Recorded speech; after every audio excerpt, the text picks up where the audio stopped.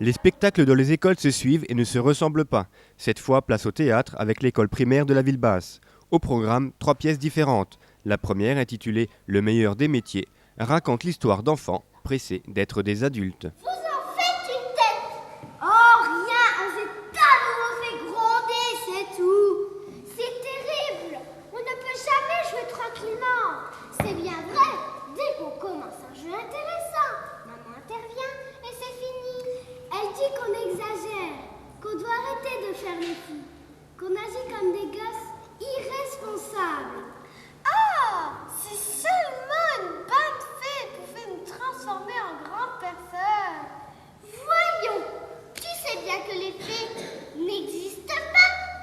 Et puis, si tu étais grande, qu'est-ce que tu ferais? Moi, je serais factrice. J'aurais un beau vélo payé par la poste et je porterais le courrier dans mon bel habit. Heureusement, la bonne fée existe. Elle transformera les enfants en facteurs, en fleuristes, en pompiers, en institutrices ou encore en bonnes cuisinières. Merci, Madame la Fée, que je suis heureuse.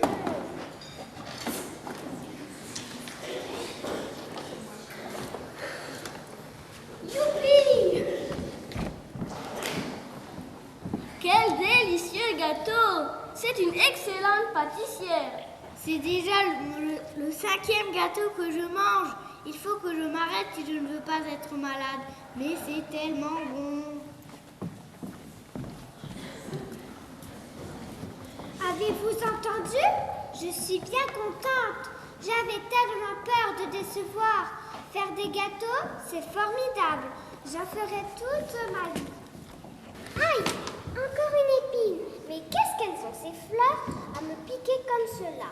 Je ne me suis pas assise une seconde depuis ce matin. Osons-nous? Non, Anne-Claire, une fleuriste ne s'arrête pas avant d'avoir terminé.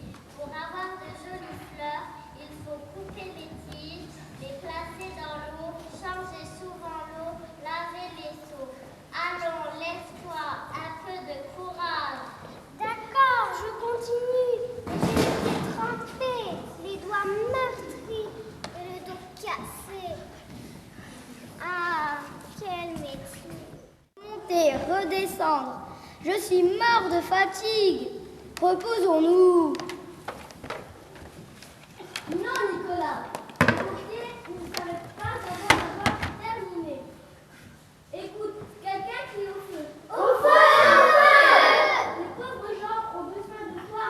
Allez, en route. D'accord, j'y vais. Mais je n'ai plus la force de marcher. J'ai faim, j'ai soif, j'ai sommeil. Ah, quel métier! Mais voilà, la vie des adultes n'est pas si simple et il faut bien se rendre à l'évidence, c'est quand même mieux d'être des enfants. Deuxième pièce jouée avec brio par la classe de CE2 et CM1. Des personnages de contes pour enfants répondent à une annonce d'un auteur inconnu et de son secrétaire, un certain Charles Perrault. Je suis sec comme un vieux biscuit. Je vous écoute, mademoiselle. Voilà, monsieur, je m'appelle Cendrillon et... Seigneur, ça commence bien. Cendrillon. Pourquoi pas Goupillon ou Courbouillon? Quel vieux rochon! À la maison, ma marâtre et ses 2 filles me traitent comme la dernière des souillons. Je m'habille avec des loques, je dors dans le grenier. Et vous mangez les épluchures de pommes de terre, je sais. Ma pauvre mademoiselle, la misère ne fait plus recette aujourd'hui. Ça s'arrange après, monsieur, car ma marraine est une fée qui... Une fée? À qui ferez-vous croire ça? Je vous assure, monsieur. Bien, bien, continuez. Elle change des citrouilles en carrosse et... Et des souris en chevaux, bien sûr. Ah, on vous l'a donc dit. Je vais donc au bal du roi. Le prince, son fils, tombe fou amoureux de moi. Mais à minuit, la citrouille se transforme en soulier et je perds mon carrosse. Je crois que je me suis un peu mélangé les pédales. Relisez la dernière phrase de l'annonce, mademoiselle. Forte récompense. Plus loin. Pas sérieux, s'abstenir. Je ne vous le fais pas dire. Au revoir, mademoiselle. Suivant. Merlan aussi. C'est comme ça que j'ai rencontré le loup. Nous avons devisé, puis... Vous devisez avec les loups, vous? Celui-là était très bavard et très gourmand, parce qu'après avoir mangé Merlan, il m'a fait le coup de la chevillette. Dès qu'elle a chu... La chevillette a chu? Vous êtes sûr? Absolument, la chevillette a chu. Et j'ai vu Merlan, avec ses grandes dents, qui voulait me croquer. Par bonheur, le bûcheron a éventré le loup et sorti Merlan avant qu'elle ne soit digérée. Voilà.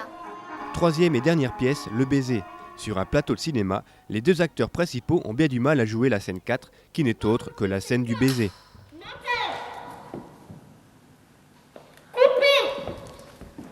Il y a un problème, je refuse d'approcher cette pébèche. Pas question que j'embrasse ce Bella. Je crois que j'ai mal entendu. Pas question que j'approche cette pébèche. Je refuse d'embrasser ce Bella. Il n'y a ni pavèche ni belâtre ici, il y a deux acteurs que j'ai engagés pour jouer un film. Le baiser, le baiser, le baiser. Ça veut dire silence sur le plateau, ça perd l'hypopète. Moteur. Coupé. Ben quoi, ça partait rudement bien. Refaites encore A pendant qu'on tourne et je vire tout ce temps que vous êtes. Pas de A pendant la prise, les gars. Presson, ça cocotte dans le coin. Comment ça cocotte? Qui cocotte dans le coin? Toi, tu ne vas embrasser personne, Adeline. De quoi vous mêlez-vous? Je suis le mari d'Adeline, et si elle embrasse quelqu'un, ce sera moi. Bah alors, qui est dans la caméra? Moi, je vais bien. Et qui fera le clap? Je peux faire le clap d'une main étant dans la perche de l'autre. Coupez, coupez. Coupé, si devant les caméras le baiser est impossible, par contre, hors caméra, c'est autre chose. Mais là, rideau.